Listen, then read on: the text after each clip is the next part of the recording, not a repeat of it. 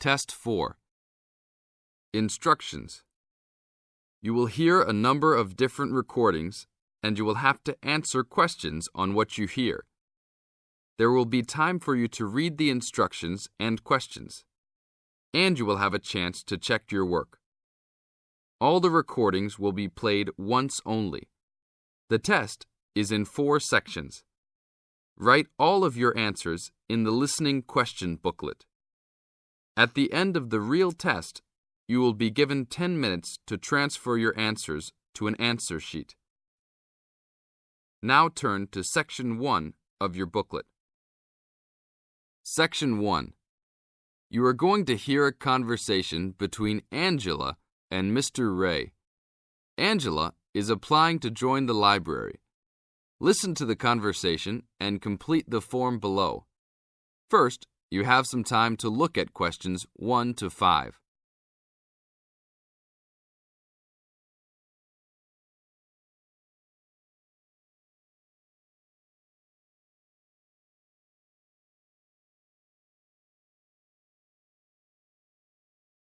You will see there is an example which has been done for you. On this occasion only, the conversation relating to this will be played first. Hello, how can I join the library? Well, you need to make an application. Would you like to do it now? Yes, if I can. One moment and I'll get the form. Now, I just need to ask you a few questions before you sign at the bottom. Okay. Your full name, please. Angela Mary Price. Price? Yes, that's right. Angela's surname is Price, so in the example, Price has been written down after surname. Now we shall begin. You should answer the questions as you listen, because you will never hear the recording a second time. Hello, how can I join the library? Well, you need to make an application. Would you like to do it now? Yes, if I can. One moment and I'll get the form. Now, I just need to ask you a few questions before you sign at the bottom. Okay. Your full name, please. Angela Mary Price. Price? Yes, that's right.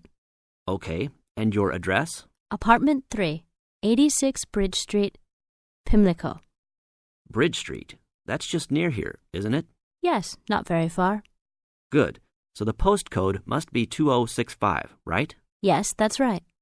Now, your telephone number. I need both home and work if you have them. My home number is 8763-5142, and work is 8456-1307. Do you need anything else, like ID or something? Yes, your driver's license will do, if you have one. Right. It's easy to remember. I know it by heart. 4040AC. I'm afraid I'll also need to see it. Okay, here it is. Thanks. And your date of birth, please? 24 March 1981. Okay, thanks. That's the most important part completed. But if you don't mind, I'd also like to ask you a few questions for a survey we're conducting. Yes, that's okay. Now you have some time to read questions 6 to 10.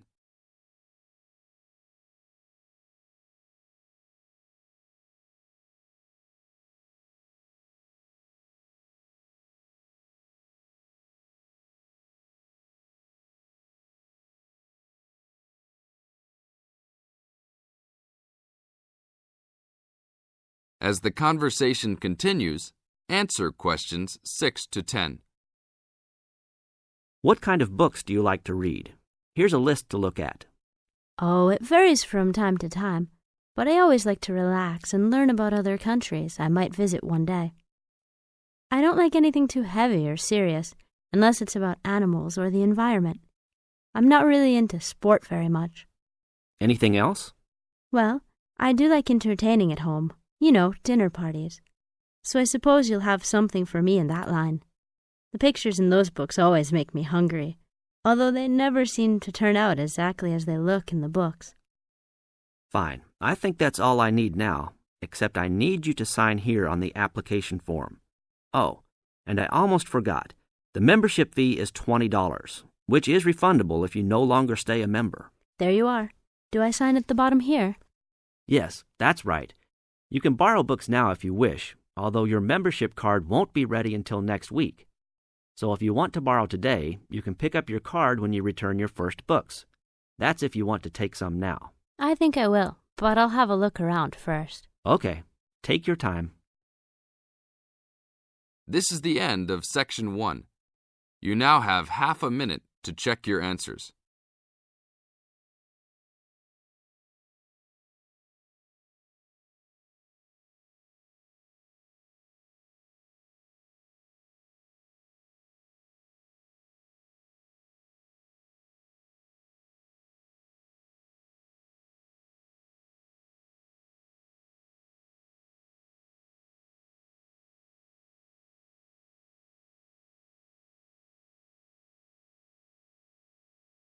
Now turn to Section 2. Section 2. You are going to hear a lecture about dining services. First, you have some time to look at questions 11 to 14.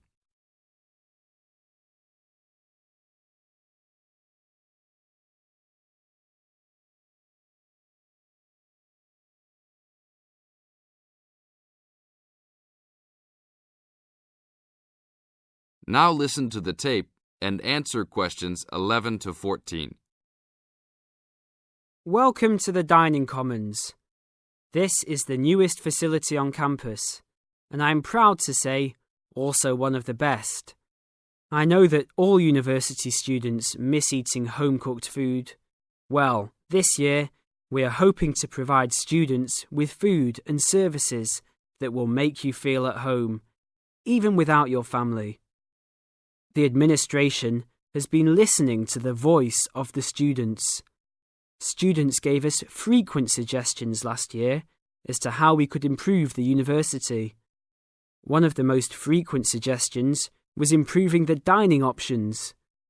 We have been working hard all summer to come up with ideas that will make student life in the dormitories more pleasant. One of the new options we are offering in the dining facilities is variety in student meals. Last year, there was a set menu for every dinner, so if students didn't like the food, there was no choice. Students had to eat whatever was served. But this new dining facility has 3 completely unique areas, each with a different theme. At every meal, there will be 3 options for students to choose from. For example, there might be Italian food at station number 1, which might consist of pizza and pasta. At station number 2, there would be American food, consisting of hamburgers and hot dogs. At station number 3, there could be vegetarian soups and salads, accommodating all the vegetarians. We hope that with the greater selection of food, all students will find something to their liking. Now look at questions 15 to 20.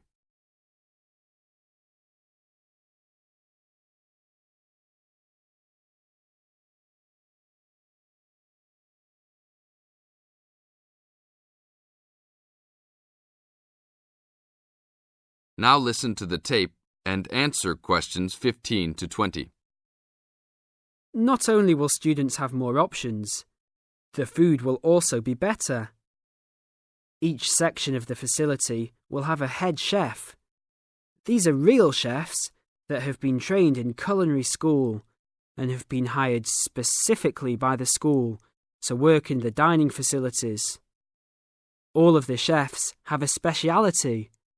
The school is hoping that these chefs will prepare better tasting and more nutritious food.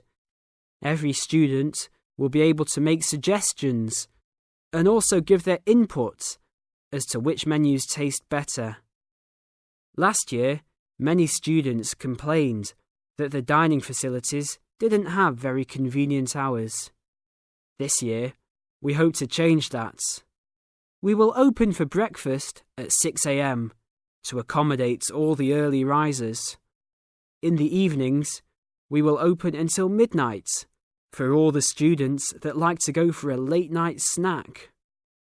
The afternoons will still remain closed, but we will have a student store open that will provide all students with drinks and fruit. The student store will be open every day from 2 p.m. to 5 p.m. Every student that has paid full tuition and dormitory fees has already paid for their dining facility fees. Students can eat at any time and in any amount for free. If you are a student that does not live in a dormitory, you can still purchase a dining facility card. This card will entitle you to the full services of the dining facility. This card is available only for students and is not open to the general public. If you are not a student and wish to dine here, you must purchase meals at the door. There are a few rules to follow. Even though we do not limit the amount of food that can be taken, we do not want students to waste food. Please do not take more than you can eat.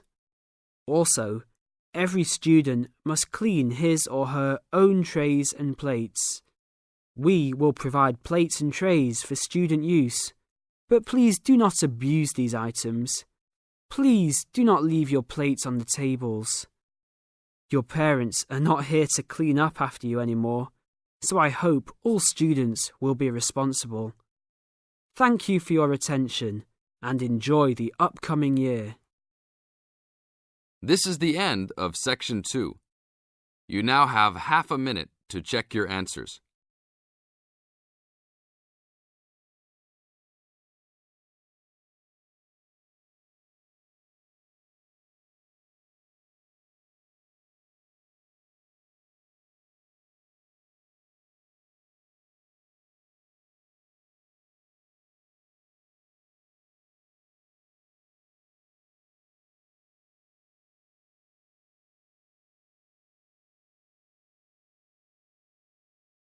Now turn to Section 3.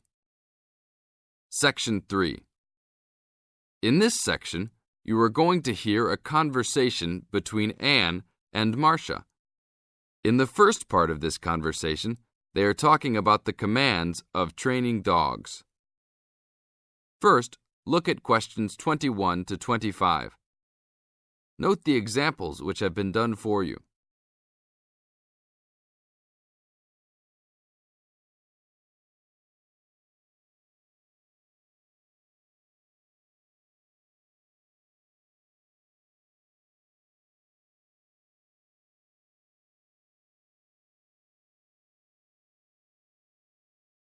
Now listen to the first part of the conversation and answer questions 21 to 25.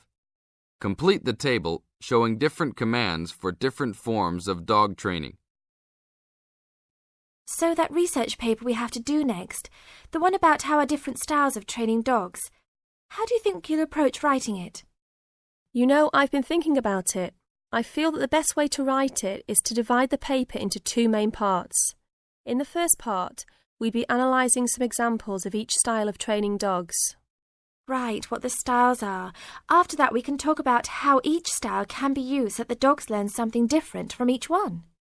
Indeed. Maybe we could draw a chart and compare examples of each style of training, one at a time. So the different kinds of training would be simple obedience training. There you would have things like teaching them to sit, stay in one place and so on. Right. So included in here would be simple audio commands like speak. Yes, basic commands are just spoken words, aren't they? And then there would be the more guard-oriented training, where the dogs are trained to know a specific place well. Patrolling and barking are probably the best examples, because most people have seen them in many places, especially in homes. And this would lead us to the attack dog training, which is physical as well as spoken, training the dog to knock someone down, and even biting if they have to.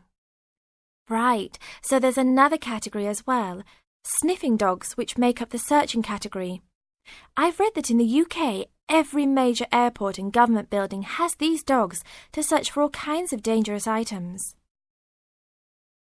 In the second part of the conversation, Anne and Marcia talk about all kinds of training and what kind of dogs they are suitable to. Look at questions 26 to 30.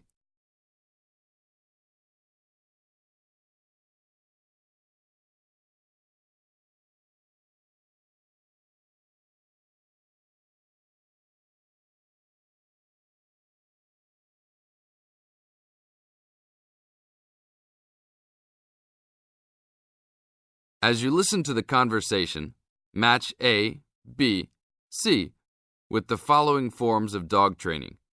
One has been done as an example for you.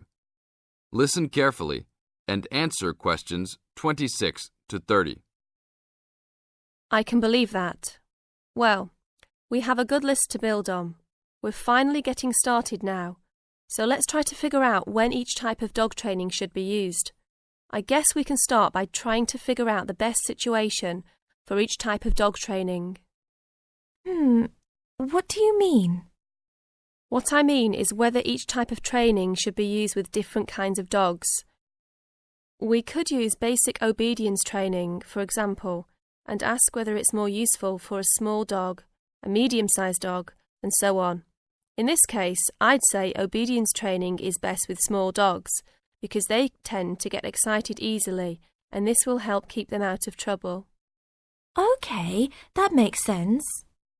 Then let's look at physical training. Even though some people think it's ideal for every breed of dog, I think it's better suited to the larger kinds.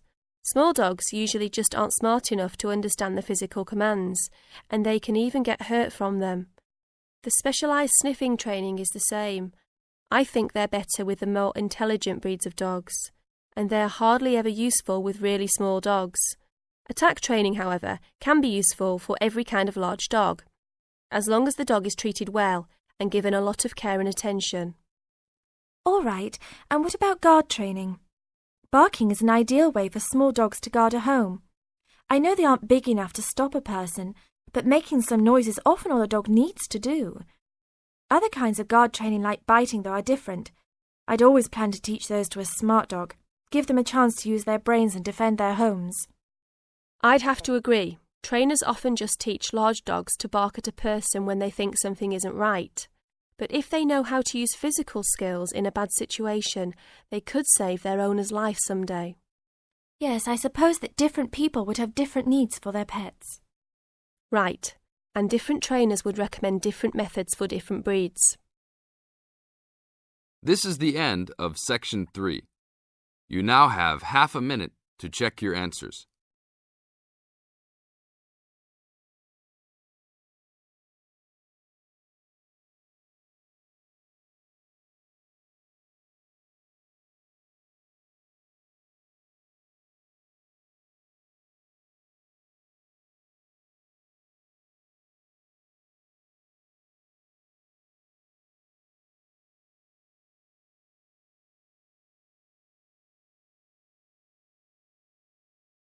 Now turn to Section 4. Section 4. You are going to hear a lecture about dorm rooms. First, you have some time to look at questions 31 to 40.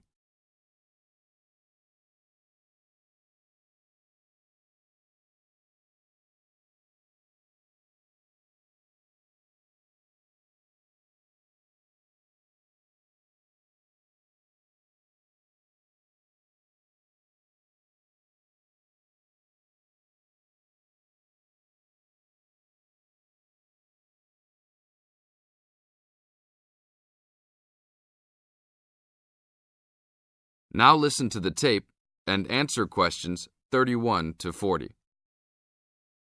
Welcome to your new home for the upcoming year. These dorm rooms are among the best in the nation and are the newest ones at this school. So I hope you will all learn to appreciate them and take good care of all the facilities here. I am Gina, and I will be residential advisor in this building for the year. Today I am going to tell you about some of the programs and facilities that are available to you.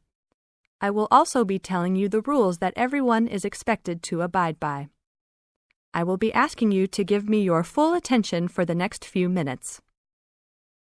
I will first tell you about the facilities that are available to you. The dining facility is located on the first floor of the building. It is open 7 days a week from 7 a.m. to midnight. All the food offered to students is freshly made every day, and my own opinion is that the food is actually quite good. Feel free to come and grab a banana for breakfast or sit down with a group of friends for dinner. Although your meals are served buffet style, please do not waste food. All students are expected to clean their own tables after meals. In the basement of this building, there is a gym and recreational hall. The gym has workout equipment such as treadmills and weight sets. In the recreational hall, there are ping-pong tables and a pool table for student use. You must sign in when using this equipment, and you will be held responsible for any damages or losses. The gym and recreational hall are open daily from 10 a.m. to 10 p.m. There is a kitchen located on the second floor of this building. Your dorm key will open this door. Inside there is a refrigerator, a microwave, an oven, and a stove. This room is open 24 hours a day, 7 days a week. If you decide to cook a meal, please be considerate to all the students and clean up after yourself. You can use some food in here, but please do not make a mess. Some students do end up having their food eaten from the fridge, so be careful. Don't leave anything that looks like it tastes really good. Do not leave pots and pans lying around in the kitchen. Please store these in your room. There are many programs being sponsored by our building this year. One of the most popular is our Saturday morning outings.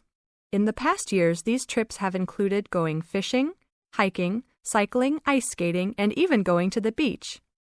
There will be a listing of scheduled events coming out soon. The university sponsors these trips, so transportation will be provided. However, there are usually some costs associated, though they are usually minimal. Our building also has a volleyball team. All students who live in this building are welcome to join. Last year we won first place in the dorm league. Please sign up at the front desk if you are interested as soon as possible, as there are only 20 spaces available based on a first-come, first-served rule. The last things I want to talk about are the rules of our building. I know rules can be boring, but they are necessary to ensure the welfare of everyone living here. First, noise levels must be kept to a minimum after 11 p.m. Many students have early classes, so for those of you that have the luxury of sleeping until 10, please don't stay up late making lots of noise. Secondly, all visitors must sign in at the front door. Even if you have friends that are regular visitors, they must still always sign in. This rule is to prevent theft and robbery from occurring. Thirdly, alcohol and drugs are not permitted in this dorm in any place or at any time. Lastly, just be safe and have a great time. University is the greatest time of your life, so make the most of it. Thank you all for your attention. This is the end of Section 4. You now have 30 seconds to check your answers.